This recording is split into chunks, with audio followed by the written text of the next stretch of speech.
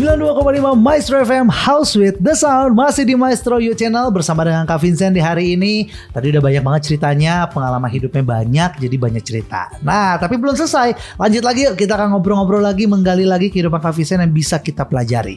Yang menarik satu lagi nih Sobat Maestro, ada satu quotes yang dia tuliskan. Ini untuk bridging di awal dulu katanya. Ini akan kita bahas nanti di podcast. Yang menarik aku bacakan full aja gitu ya. Aku pengen cerita lumayan membekas tentang bagaimana direndahkan orang sampai akhirnya sekarang bisa kerja keras sampai sakit. Iya. Yeah. Biar gak direndahin orang lagi. Betul. Nah ini aku garis bawah ya, sakit. Maksudnya? Sakit sampai benar-benar kayak nggak jarang tidur. Terus sampai pernah tipes, kena liver juga. Oh iya? Iya. Sampai waktu itu mau wedding sampai nggak bisa turun wedding sama sekali. Akhirnya harus digantikan. Harus digantikan. Gara-gara kamu udah saking kerja kerasnya. Ya. Overheating sampai kurang istirahat. Iya betul. Kenapa? Ini yang menarik. Jadi dulu ceritanya sebenarnya tahun 2018 mungkin 2019 sempet pernah direndahin sama orang waktu itu. Kasarnya jadi deket sama orang, mamanya nggak suka. Oh, mamanya lawan jenis. Oh iya. Mamanya nggak suka, tapi baru deket belum pacaran. Oke. Mamanya nggak suka, terus datang ke rumah. Datang ke rumah Datang kamu? ke rumah, saya nggak ada di rumah, adanya si mami, terus yang ngomong, tolong jauhin anak saya katanya gitu. Wow. Sampai segitunya. Terus udah gitu, saking gede masalahnya, saya pernah sampai datang ke rumahnya. Kan saya di WhatsApp juga sama mamanya. Saya bilang kalau misalnya nggak sama anak tante juga saya nggak masalah. Saya juga belum pacaran kok. Gitu. Kalau saya mau jauhin ya jauhin aja, nggak masalah. Gitu. Iya. Sudah gitu, ternyata panjang. Masalahnya panjang. Akhirnya saya ke rumahnya. Waktu itu ada kejadian yang ngebekas juga. Papahnya yang keluar, mamanya nggak berani keluar. Tapi mamanya udah ngeliat di jendela kan. Udah kelihatan pas kita datang, saya sendiri waktu itu datang. Iya. Datang, saya mau ketemu tante om, saya bilang gitu. Oh nggak usah kata omnya. Nggak bisa om, ini masalah udah terlalu besar karena kan kesel ya direndahin, katanya ya kasarnya mah Vincent mah nggak punya uang lah. Gitu. Nggak punya uang kan waktu itu masih naik motor Beat, helm juga helm dari motornya gitu. Terus udah gitu akhirnya dari situ papahnya ngusir tuh sampai mau ngebawa golok katanya. Sama anaknya tahan katanya. Saya mah udah pasrah gitu. Udah pasrah. Ya udah akhirnya pulang tanpa ada terselesaikan ya. Gak terselesaikan akhirnya. Gak terselesaikan dengan baik. Nah dari situ ngerasa saya nggak bisa kayak diginiin sama orang lagi gitu. Oke. Direndahin sama orang nggak bisa. Akhirnya karena saya nggak mau itu terjadi lagi dalam kehidupan saya mau kerja keras sampai ya mau nggak tahu mau sampai kapan juga kerja keras aja. Tapi ada satu motivasi ya. Motivasi. Gak mau lagi direndahkan oleh orang lain. Oke. Meskipun nggak jadi jaminan ya. Iya nggak jadi jaminan. Sebenarnya nggak ada jaminan sih sebenarnya. Iya. Cuman jadi motivasi, jadi pegangan. Jangan sampai direndahin orang lain karena kita tuh nggak mau berusaha. Iya. Kalau mungkin status kita, misalnya kita dianggap miskin itu nggak apa-apa. Tapi kalau saya mau berjuang nggak apa-apa kita direndahin juga gitu ya. Sampai akhirnya kita bisa tunjukkan bahwa kita bisa sukses. Tapi sampai sakit loh Vincent. Iya sampai sakit. Apakah itu setelah kamu sakit kamu jadi mengevaluasi diri kamu kayak ini salah deh atau gimana? Atau tetap sampai sekarang seperti itu? Sebenarnya orang-orang pada bilang sih ya jangan kerja banget lah gitu. Jangan terlalu ngejar, kasarnya jangan terlalu ngejar duit lah gitu. Iya. Tapi yang dikejar bukan duitnya sebenarnya. Lebih ke kerja kerasnya kalau saya mah. Oke. Uang bakal pasti yang ngikutin lah. Tapi yang paling utama kerja kerasnya jangan sampai direndahin orang lagi. Gitu aja sih. Oke. Dan itu ditanamkan dan seorang Vincent jangan sampai sakit lagi ya. Iya. Bahaya jadi ya. Bukannya pembuktian ujung-ujungnya malah tuh kan akhirnya gak bisa apa-apa karena Vincentnya sakit gitu ya. Tapi sudah belajar juga dari pengalaman sakit tadi supaya jadi pribadi lebih baik lagi. Bukan berarti sakit jadi anaknya malas-malesan. Tetap bekerja keras ya. Tapi lebih di manage dengan lebih baik. Kita akan belajar juga ternyata setelah Vincent mengalami hal yang pahit tadi yang direndahkan oleh orang lain, ternyata juga juga ada latar belakang lebih mundur lagi ya. Iya. Tadi kan 2019 ya. Ini lebih mundur lagi cerita alasan kenapa sih Vincent jadi orang yang sangat pekerja keras sekali. Ini akan kita gali di sesi yang terakhir dan juga segmen yang terakhir. Apakah itu? Tahan, jangan buru-buru ya. Tetap bersama kami di 92,5 Maestro FM House with the Sound.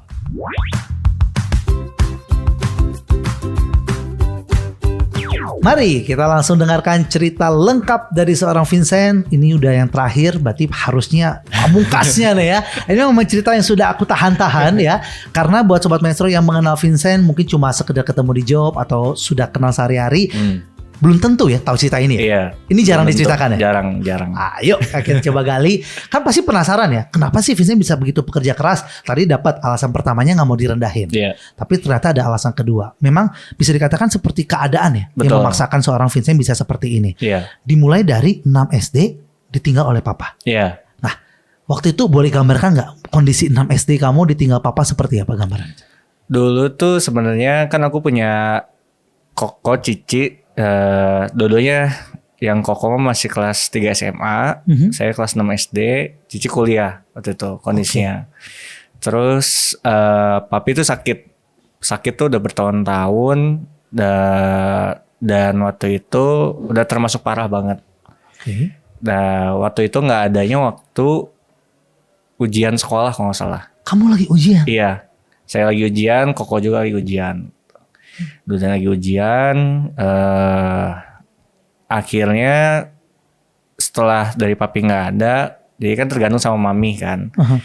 Terus untungnya ya mami juga berusaha untuk nyekolahin anak-anaknya gitu. Iya. Nah itu yang hal yang sampai sekarang yang menurut saya sangat berharga dalam kehidupan saya adalah mami mau ngekalahin saya sampai akhir gitu, sampai SMA, lulus SMA. Gak mudah ya, 3 anak. Nggak mudah. Kondisi kalau Cici kuliah mungkin hampir selesai. Iya betul. Ya, Koko masih SMA. Koko mau masuk kuliah lagi waktu itu kan, kelas 3 kamu SMA. SD. Dan saya mau masuk SMP. Wow, masih perjalanan panjang Iya. sekali. Tapi kamu lihat sosok mama yang menginspirasi kamu ya. Iya betul. Mama yang pekerja keras tidak menyerah untuk menyokolkan anak-anaknya. Iya betul. Itu jadi inspirasi kamu tuh. Iya. Dan kamu juga jadi segan untuk memberatkan mama untuk berbagai hal ke kita. Iya. Betul ya? Betul. Akhirnya kamu gantikan dengan aku harus mandiri. Iya, aku harus mandiri akhirnya. Itu kan 6 SD.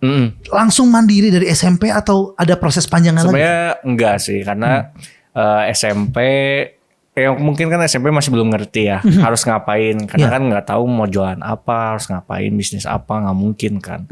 Nah waktu SMA, lulus SMA, libur SMA, akhirnya butuh uang jajan nih, bingung nih kan, mau bantuin si mami teh kayak gimana.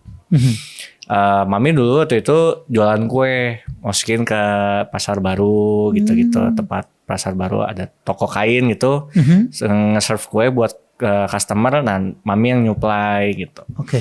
Nah, sedangkan aku nggak tahu kamu harus ngapain. Akhirnya ditawarin lah, waktu itu ada temennya papi nawarin, mau nggak kerja di kantin? Gitu. Kerja di kantin di satu ruko di daerah Kopo. Nah, akhirnya ya udahlah mau. Tapi masih bingung mau jadi apa sebenarnya. Jadi apa ya? Terus karena nggak punya keahlian apa, udah datang dulu. Begitu datang, ternyata benar-benar di sana kerja ya sebagai pegawai kantin, yang benar-benar nge-serve nasi goreng, mie instan, terus bikinin es teh manis.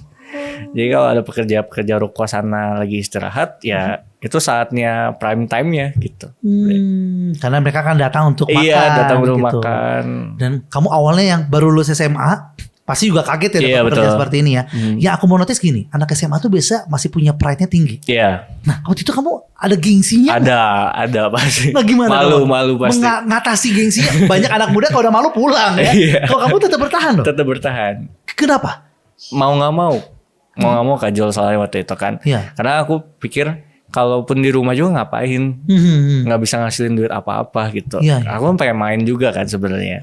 Tapi kalau main juga nggak ada duit. Iya. Iya kan. Keadaan lagi-lagi Lagi kamu ya. memaksakan. Akhirnya ya udah ditelan aja, bangun pagi jam 8 nyampe sana beberes. Terus ya ada aja malu mah pasti. Kan kita ya kasarnya nganterin gitu, ngirim makanan ke ruko gitu. Oke. Tapi dulu kamu anggap suatu hal yang memalukan. Tapi setelah kamu seusia sekarang, kira-kira ada yang bisa kamu ambil nggak hikmahnya dari pekerjaan bekerja di kantin itu? Lawan ego malu itu sih sebenarnya. Itu yang paling berat. Akhirnya berpikiran bahwa mau ke pekerjaannya halal kayak gimana pun ngapain harus malu. Gitu. Iya. Yang penting kita benar-benar berusaha untuk diri kita, nggak ngerugiin orang lain. Ya akhirnya ya kita sendiri yang bakal dapat manfaat dari diri kita sendiri itu. Iya itu dia ya. Karena banyak sekarang anak-anak sekarang karena tidak terlatih dari masa mudanya. Iya. Sekarang udah usia produktif pun kayak kerja ini mah malu Ya, kerja ini betul. gengsinya tinggi gitu ya. Jadinya milih-milih akhirnya. Ya, akhirnya setelah kamu belajar dari kerja di kantin tersebut, jadi nggak milih-milih pekerjaan, itu milih-milih. membantu kamu di masa depan seperti Iya. ini juga ya. Oke, kamu jadi fight juga, pejuang Ya, juga. jadi palu gada. Sempat jadi palu gada ya. Iya. Berarti ada fase yang kelewat nggak sih dari setelah SMA jaga di kantin, kerja di teh, di minuman teh dan Iya. lain-lain itu, ada fase kamu jualan apapun segala itu ada nggak? Ada dulu sampai nerima pesanan mau bikin jaket, ayo bikin baju, ayo. Lu butuh apa, jualan apa? Sok coba gue cariin suppliernya mana gitu. Palu gada juga bisa dulu. Oke. Walaupun sekarang setelah kamu dewasa, palu gada tuh menurut kamu masih bagus atau enggak? Enggak sih. Enggak ya? Jadi nggak punya spesialisasinya aja sih sebenarnya. Ya, jadi kalau di masa muda kita lagi emang butuh uang jajan, Iya, lakukanlah ya. lakukan. Kita nggak perlu jadi spesialisasi penjual jaket nih, nggak perlu ya. Tapi Iya. kalau sekarang sudah usia semakin produktif, sudah semakin Betul. dewasa, perlu namanya spesifikasi Skill, ya. ya. Oke. Spesifik skill. Nah, apakah seorang Kak Vincent ini kalau ngomongin spesialisasi sudah terpikirkan 2 job ini akan menjadi spesialisasi Kak Vincent atau bahkan suatu hari akan melepas salah satunya untuk benar-benar spesifik di satu bidang? Kayaknya 2 job ini berhubungan sih sebenarnya. Ya, maksudnya dari foto bikin konten juga buat menunjang usaha teh ini juga kan gede banget gitu sebenarnya. Apalagi sekarang kan banyak anak-anak yang jadi content creator gitu kan, apalagi bikin podcast kayak gini atau apa. Ya itu yang nggak bisa dilepas sekarang. Karena itu salah satu skill yang menunjang buat masa depan sebenarnya. Oke, jadi kalau dibilang spesialisasinya, ini akan jadi spesialisasi ya, Iya. karena saling berkaitan ya. Betul. Dua pekerjaan ini kayaknya nggak akan lepas. Iya nggak akan lepas. Akankah terus bertahan sampai kalau kita bicara 5 tahun ke depan nih, Kak Vincent ya? Kayaknya akan fokus di dunia bidang ini atau ternyata ada impian yang tidak kita ketahui ternyata akhirnya Kak Vincent buka di sini. Mungkin 5 tahun lagi punya usaha lain kali ya. Punya usaha ya? Punya usaha lain. Ingin punya perusahaan sendiri ya. Perusahaan kalau sekarang sendiri. kan masih kerja di Kak Johan. Iya. Sudah terbayang nggak? Ada Tapi bukan bidang-bidang? minuman lagi ya. Iya, jadi kompetitor. Iya jadi kompetitor. Bukan minuman. Tapi Akan pengen nggak? lebih ke makanan mungkin. Tapi akan nggak Vincent? Tiba-tiba ada peluang nih. Misalnya ada investor datang. Buka dong minuman lagi. Enggak. Enggak akan mau. Nggak akan mau. Nggak akan mau. Kenapa? Nggak akan jadi kompetitor yang ngasih hidup selama berapa tahun-tahun. Wow, itu ya. Iya. Penting juga kita punya loyalitas tadi. Betul. Dan kita juga punya rasa berterima kasih ya. Betul. Dengan orang yang sudah membantu kita. Jadi kalau minuman say no. No. Makanan akan iya. Iya mungkin. Tapi kan masih ini ya. Tentang makanan dan minuman ya. Iya. F&B. F&B. F&B kenapa Betul. jadi lupa. Food terus ya. F&B ya. Emang suka banget F&B ya? Iya seru sih. Kalau F&B itu lebih seru sebenarnya. Karena kan jasa kan udah ya. F&B juga salah satu yang usahanya sektor yang lumayan besar di UMKM itu sebenarnya. Walaupun apa makanannya belum terpikirkan. Belum terpikirkan ya dan belum tahu. Betul. Tapi suatu hari jangan kaget kalau seorang Kak Vincent tiba-tiba buka lagi Iya. usahanya. Amin. Makanan atau makanan buka tapi tetap minuman iya. Iya betul. Bisa ya, itu bisa jadi bisa. ya. Oke, jadi kita belajar dari seorang Kak Vincent. Aku sih belajar gini ya, loyalitas bagus gitu, tapi loyalitas juga dan rasa berterima kasih kepada orang bantu kita Betul. juga. Aku melihat itu ada dalam seorang Kak Vincent dan bisa kita pelajari bersama-sama dan bisa kita praktekkan dalam kehidupan kita ya. Perjuangan juga yang tidak mudah dalam kehidupan dan sudah ditunjukkan oleh Kak Vincent juga, tapi semua itu berbuah manis. Sekarang bisa merasakan juga ya, Betul. bahwa kerja keras itu nahan malu di masa muda. Betul. Akhirnya itu berdampak baik buat hidup kita Iya. juga. Itu ya. Ada pesan terakhir buat anak-anak muda sekarang supaya hidupnya lebih strong Kak Vincent ya. Karena sekarang banyak anak-anak lembek nih. Iya, betul. Strawberry generation katanya. Betul. Gimana supaya tetap strong seperti Kak Vincent? Pesan terakhirnya. Pesan terakhir sebenarnya lebih ke jangan takut untuk mencoba hal baru.